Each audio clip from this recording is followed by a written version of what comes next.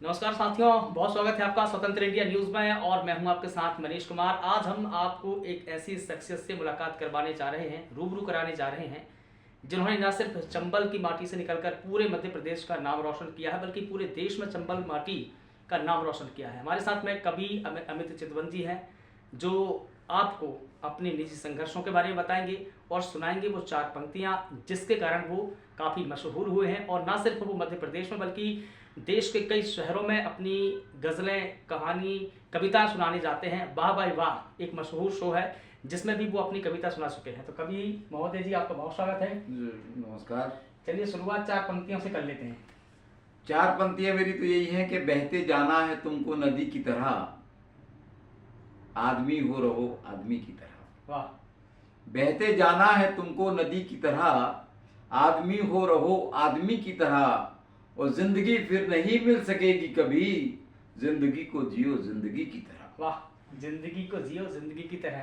चलिए अब शुरुआत आपके निजी संघर्षों से कर लेते हैं। कहाँ से आपकी शुरुआत हुई, कैसे आपको लगा कि मुझे कविता लिखना चाहिए, बोलना चाहिए? मंचों से आप अच्छी अच्छी कविता सुनाते हैं, दर्शकों को खूब पसंद आती है, लोग आपको सुनते भी बड़े चाव से हैं। जी, तो मेरा संघर्ष तो क्या है कि जब मैं 8th 9th में पढ़ता था तो मेरे को एक कॉपी मिली जिसमें कुछ शायरी वायरी लिखी हुई थी। तो शुरुआत मेरी वहीं से हुई। फिर मैंने पैरोडी वगैरह लिखना शुरू किया। उसके बाद जो है मैं अपने शहर की बहुत सारी संस्था, हमारे यहाँ हिंदी साहित्य सभा है और संस्थाएं तरुणोदय है, तो ग्वालियर में उन संस्थाओं में मैं जाया करता था कवि गोष्ठी में। तो कवि गोष्ठी में जाके उल्टा सीधा लिखता था। तो जाते जाते वो वहाँ पे थोड़ा सा सीखा। सीखने के बाद जो कहते हैं ना कि वो किसी से अगर प्रेम हो जाए, लव हो जाए, तो कविता और ज़्यादा लिखना पड़ती है। तो उसी चक्कर में फिर वो गजलें भी लिखना शुरू हो गई। तो मतलब मोहब्बत की चपेट में आकर के कविता लिखना। हाँ, वो मोहब्बत की चपेट नहीं। दरअसल क्या होता है, जब हमने मोहब्बत, जिसके लिए मोहब्बत के लिए कविता लिखी थी, अब उसी से ब्याह हो गया। हाँ। और जब शादी हो गई तो फिर जो है हाथ में कविता करना पड़ी। चलिए ठीक है, तो कहीं ना कहीं आपकी भी एक दंत कथाएं हैं जी कि मोहब्बत हुई, शायर हो गया। और अधिकतर जो कहानियां बनती है, जो दंत कथाएं बनती है, यही बनती है कि या तो व्यक्ति जला भुजा होता है तो कवि बनता है, या मोहब्बत होती है तो कवि बनते हैं। तो कितनी विधाओं में आप कविता लिखते हैं? कौन कौन सी कविताएं आप लिखते हैं? और क्या वीर रस, हास्य और कितनी विधाएं हैं आप जानते हैं? मैं देखो, मैं सच बताऊं, पहले मैं कविताएं लिखता था, उसके बाद फिर मैं गजलें लिखना शुरू की मैंने, उसके बाद दोहे भी लिखे मैंने, गीत भी लिखे, और हास्य व्यंग तो लिखता ही हूं मैं। चलिए कुछ हो जाए। अच्छा, क्या हो जाए बोलो, आप बताइए। आप क्या गजलें, कविता, जो भी आप दर्शकों को सुनाना चाहें, बताना चाहें।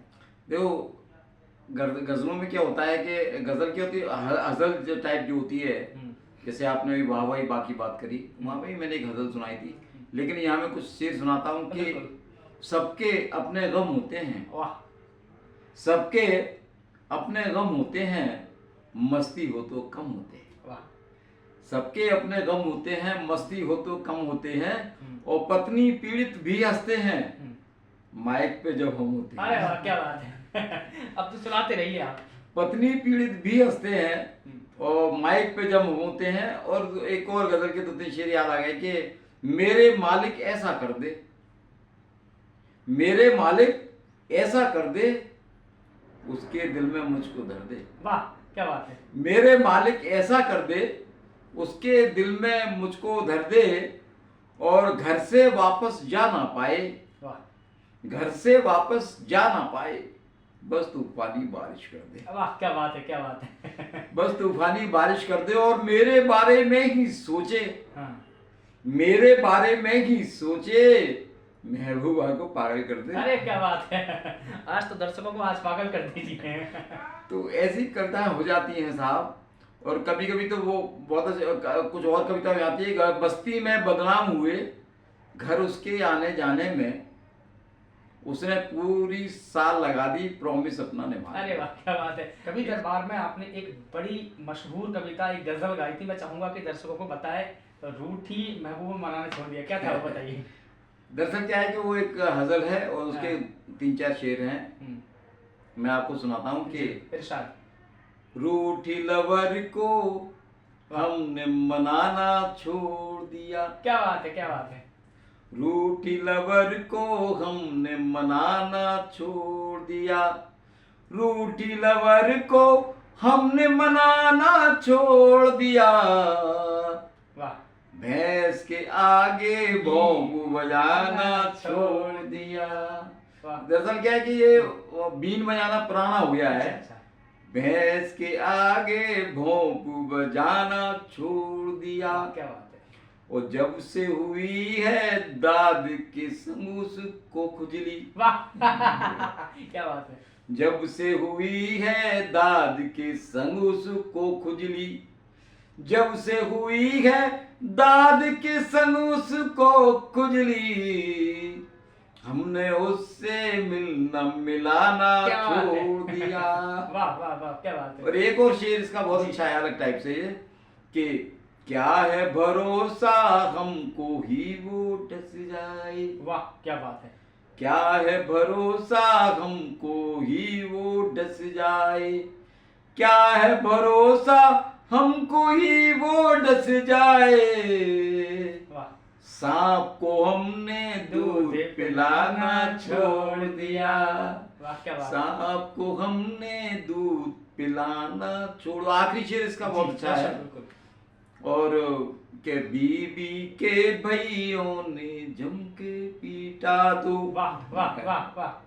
बीवी के भैयों ने जम के पीटा तो, बीबी के भैयों ने जम के पीटा तो,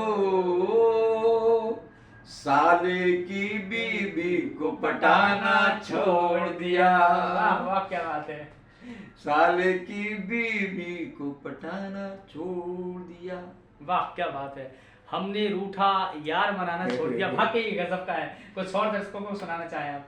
दरअसल क्या है कि है बहुत सारी कविताएं हैं, मैं आपको कुछ और सुनाना चाहता हूँ। जी बिल्कुल शायद। और दरअसल क्या है कि हम लोग कभी कभी कुछ हास्य रेखा जो अपनी दिखाने के लिए जाते हैं, तो मैं भी एक बार साहब एक हस्तरेखा के पास गया था। तब एक छोटी सी कविता बनी कि मैं जैसे ही एक कवि सम्मेलन से हूट होकर आया, हाँ।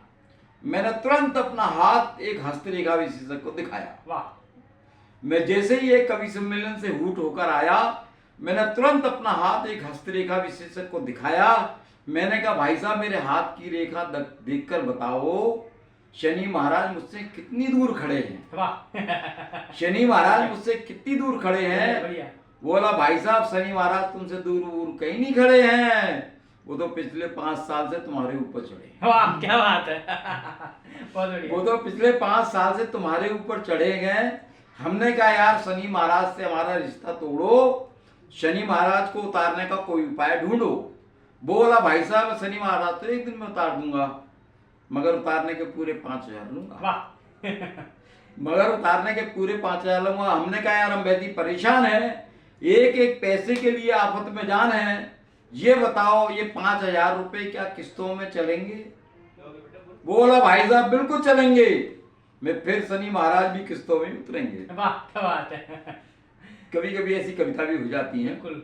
तो दर्शकों आप सुन रहे थे कवि अमित चितबन जी को, चंबल की माटी से निकलकर पूरे मध्य प्रदेश का नाम रोशन कर रहे हैं। देश के कोने कोने में जाते हैं, कविता पाठ सुनाते हैं, गजल सुनाते हैं और इनका खजाना कभी खाली नहीं होता।